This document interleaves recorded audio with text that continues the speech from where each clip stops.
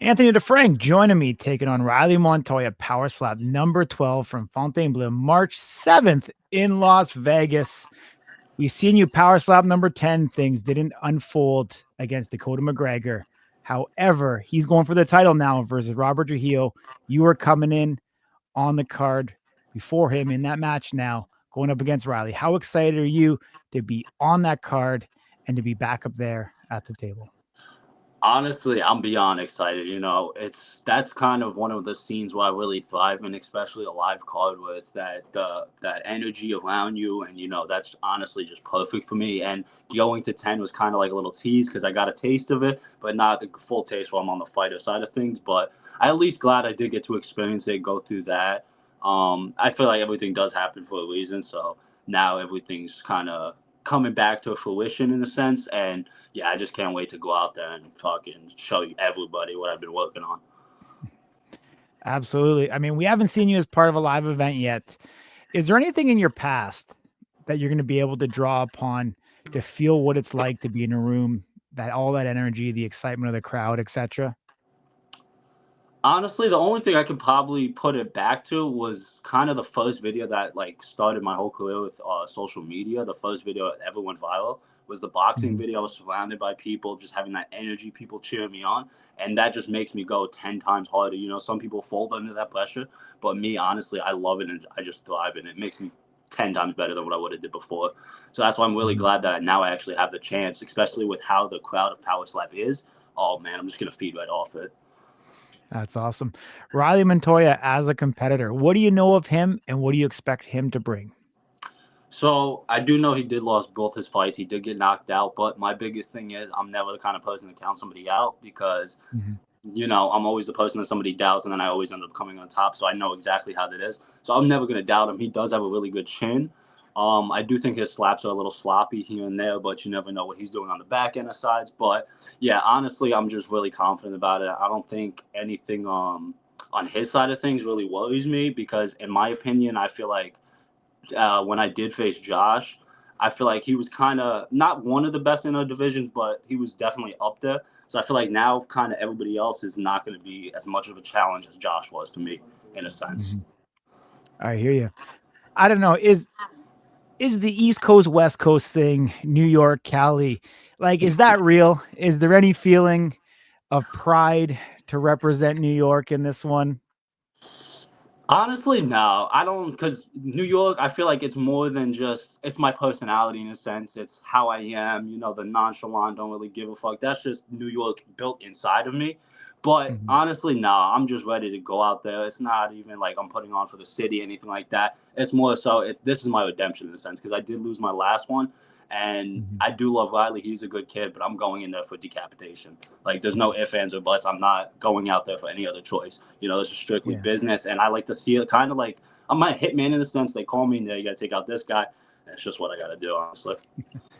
Yeah, I mean, the 155 division obviously hasn't gone the way that they would have liked after the season ended. I mean, we haven't seen a match since. Um, do you feel like there's a lot of pressure now? I'm going to say for your match and for the title match between Robert Trujillo and Dakota McGregor to really represent and put this division on the forefront. Because I mean, for a lot of the fans in attendance and people watching on Rumble who didn't see the TV show, this can be the first time that they get a taste of this division. Is there any extra pressure do you feel kind of going into it to go out there and truly put on a show? Definitely. I always look at it because at the end of the day, we kind of are the pioneers of this division, and we haven't really had, like you said, we'll see Roberts have matches here and there, but you never really seen lightweights actually have like full matches like that. So now that they're actually bringing it out, and after we saw what the season, what the power and defense that the lightweights could have as well, it's definitely Mhm. up there. So especially on a live card, I feel like that's one of the biggest tests because not only are you in front of everybody that loves power slap, but you're also in front of the main people who are either going to hype you up or pull you down. So you kind of got to feed off that in a sense. But definitely, I think this is the whole proving grounds for the lightweight division because this is going to mark what's to come in the past or the next couple people who come in, 10 people for the lightweights or whatever that is. But yeah, I think Mhm. this is definitely a defining moment because one, we never had a lightweight belt before. And Robert before he kind of just paved the way for us, but now we're actually getting to get our feet in the Mhm. fuel as well. Yeah. if Reiley's watching this interview, what do you want to say to him? It's all love, my brother, but when we go up there, strictly business, decapitation. That's it. Awesome, man. Talk to me about that co-main event between Robert Trujillo, Dakota McGregor. How do you feel it's going to go? That's a good one. Honestly, I think McGregor is going to take it only because Robert hasn't had a match in so long. But at the end of the day, Robert is the pioneer of this whole thing, so that's kind of up in the air.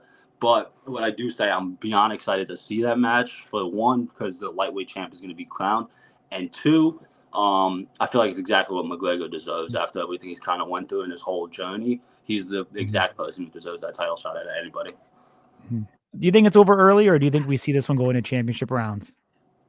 Ooh, that's a good one. Now, I think if it is over, it would be Rob ending it kind of thing. But if McGregor, because McGregor only got dropped in his first match. Other than that, his chin's been good and stuff like that. But Robert does have a good strike. So honestly, I could see it going the distance as long as McGregor's chin doesn't do what it did in the first one. But I think he's already past that part. I think he's worked on it and got it where it's like perfect in a sense. So I could definitely see it going to the past rounds. I don't think it would be a fifth round decision though. Definitely not.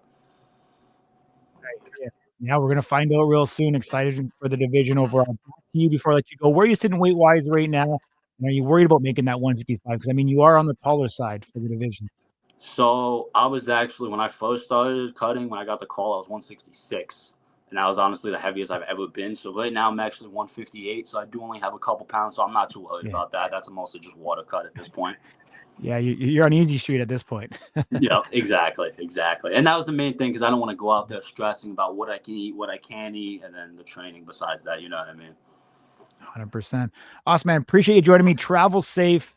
Look forward to seeing you there in Las Vegas and out at the Slap News tailgate party at Stadium Swim. Take care. Yes, sir. Always a pleasure. Thank you again.